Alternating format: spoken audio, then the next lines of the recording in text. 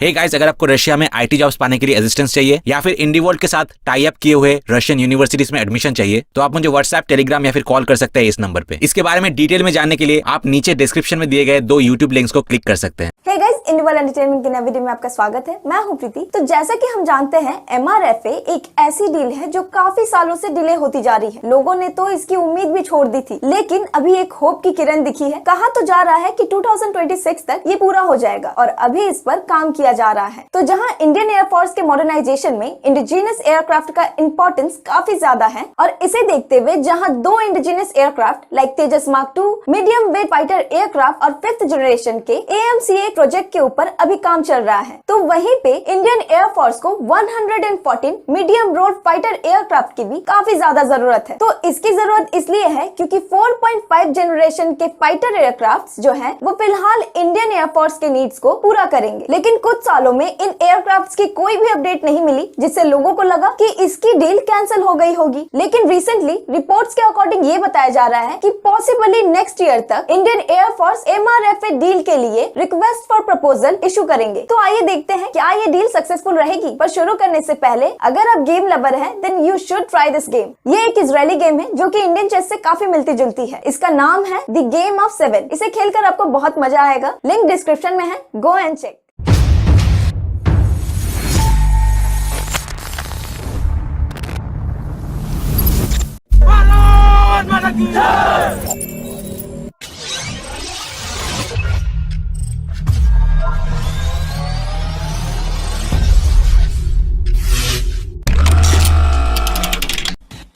Media के report के अनुसार अगर 114 MRFA प्रोग्राम के प्रपोजल के लिए रिक्वेस्ट 2023 के बीच तक जारी किया जाता है 2023 तो कॉम्पिटिटर्स द्वारा प्रपोजल को प्रस्तुत करने में और चेकिंग प्रोसेस में एक और साल लग सकता है, जिसके बाद शॉर्ट लिस्टिंग के लिए एक शॉर्ट टेक्निकल इवोल्यूशन ट्रायल किया जाएगा और विनर की घोषणा 2025 के बीच की जा सकती है 25 और डील 2026 में प्राइस और टेक्नोलॉजी ट्रांसफर नेगोशिएशन के बाद खत्म हो सकती है, 2026 जिसका मतलब ये है कि पहला एयरक्राफ्ट 2029 में रोल आउट के लिए तैयार होगा। 29 इंडियन आर्मी ने इंडियन कैटेगरी के अंदर 9 इंटीग्रेटेड ड्रोन डिटेक्शन और इंटरडिक्शन सिस्टम को खरीदने के लिए रिक्वेस्ट जारी किया है, by Indian category जो 8 किलोमीटर की रेंज से 0.0 square metre radar cross section के टारगेट का पता लगा सकता है 8 kilometers और 5 किलोमीटर की दूरी में ड्रोन को टारगेट करने के लिए सॉफ्ट किल मैकेनिज्म के साथ साथ 2 किलोमीटर के रेंज में ड्रोन को टारगेट करने के लिए high power laser based hard kill engagement system की सुविधा भी होगी। इंडियन आर्मी ने कम से कम 60 इंडिजिनस कंटेंट के साथ इंडियन कैटेगरी के अंडर लॉन्च किए गए 180 कैनिस्टर और आर्मी लोडर एम्यूनेशन सिस्टम को खरीदने के लिए रिक्वेस्ट जारी किया। 60% indigenous content काम सिस्टम एक pre loaded loader ammunition canister होगा जो एक डेफिनेट एरिया में कुछ समय के लिए एयरबॉर्न रह सकता है over a designated area और हीट वॉरहेड के साथ 15 किलोमीटर की दूरी पर आर्मर्ड फाइटिंग व्हीकल्स को टारगेट करने के लिए मैकेनाइज्ड इन्फेंट्री और आर्मर्ड यूनिट को क्षमता प्रदान करेगा। or head. DRDO अपनी टेक्नोलॉजी डेवलपमेंट फंड स्कीम के अंडर लॉन्ग रेंज से रिमोटली ऑपरेट किए गए व्हीकल्स के डेवलपमेंट के लिए इंडियन स्टार्टअप्स की तलाश कर रहे हैं, जिसमें अंडर वाटर ऑब्जेक्ट्स का पता लगाने के ऑपरेशन के लिए 2 किलोमीटर का ऑपरेशनल रेंज होगा। Action operations LROV under water objects का पता लगाने और उसका क्लासिफिकेशन करने में सक्षम होगा और मेन इंडियन नेवी के एसेट्स को संभावित खतरे के क्षेत्र से दूर रखेगा। field चाइना पाकिस्तान के एयरफोर्स के लिए J-10CE फाइटर जेट्स के एक न्यू बैच का निर्माण कर रहा है, force जिसे dual green grey camouflage scheme में स्काई ब्लू कलर के अंडरसाइड्स के साथ देखा गया है, sights जो आमतौर पर पाकिस्तान के मिराज फ्लीट पर देखा जाता था, जिसे लो लेवल के समुद्री हमले की ड्यूटी को पूरा करने का काम दिया गया था।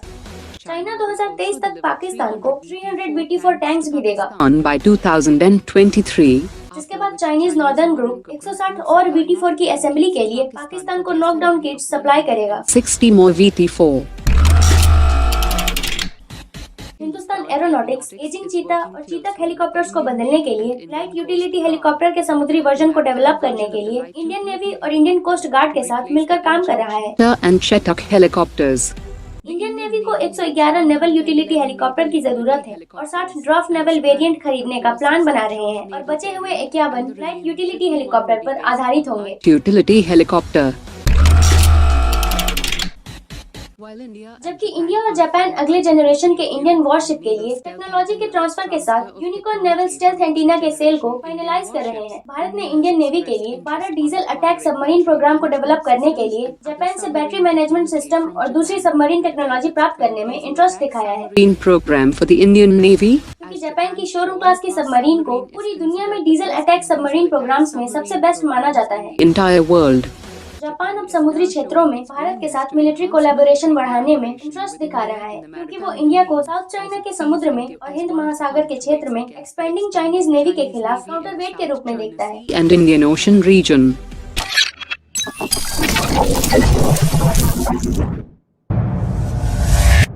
Omar dropped it.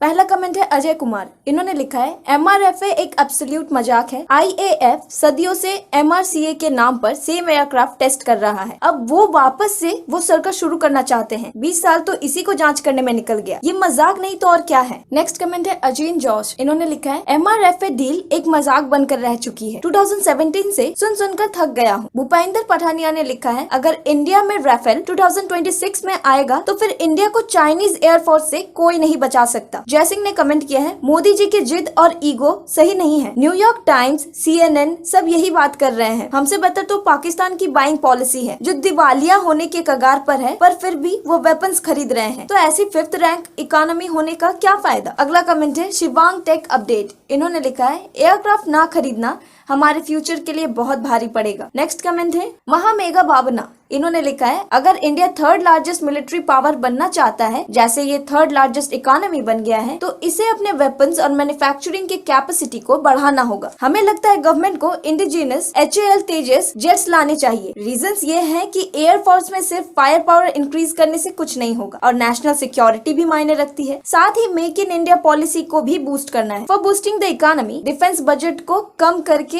और इंडिया में जॉब्स जनरेट करके। अगर HAL के ऑर्डर्स इंक्रीज होंगे तो HAL और ज्यादा प्रॉफिट कमाएगा और इससे हमारे इंजीनियर्स और वर्कर्स को भी अपॉर्चुनिटी मिलेगा। अगला कमेंट है मैजिक मोमेंट फॉर अस। इन्होंने लिखा है जापान और इंडिया की दोस्ती अच्छी है। फिर बॉ जिडेन ने लिखा है जब MRF साइन किया जाएगा तब मेरा भाई 20 का हो जाएगा। जब MRF शुरू हुआ था तब उसने जन्म लिया था। वेल तो मुझे लगता है गवर्नमेंट को एक चीज पर इतने साल टाइम देने से अच्छा है उस टाइम को दूसरे एयरक्राफ्ट बनाने में यूटिलाइज करे, क्योंकि हमारे कंट्री के लिए डिफेंस सिस्टम का स्ट्रांग होना बहुत इंपॉर्टेंट है। जैसे भेड़िए हमारे पड़ोसी हैं, उनका कोई ठीक नहीं है। उनके बढ़ते धमकियों से हमारे नेशनल सिक्योरिटी को स्ट्रांग रखने की जरूरत है। अगला कमेंट है कौशिक कार। इन्होंने लिखा है MRFA वाला नौटंकी बंद होना चाहिए। नेक्स्ट कमेंट है 2.5 फ्रंट। इन्होंने लिखा है इंडियन गवर्नमेंट और मिलिट्री सोए हुए हैं, अभी वो वेट कर रहे हैं ताकि चाइना हमारे लैंड पर हमला करे और तब जाकर ये उठेंगे। योगानंद वेणुगोपाल ने लिखा है हर चीज 2030 तक आगे बढ़ रही है, लेकिन चीजों की होने की संभावना 1935 तक है। इनके रिप्लाई में ली अरिवाइन ने लिखा है दूसरों को बुरा भला बोलना आसान है, तुम नेक्स्ट ओलंपिक में कंट्री के लिए खेल कर गोल्ड मेडल जीतने की कोशिश क्यों नहीं करते। आप जैसे साहसी के लिए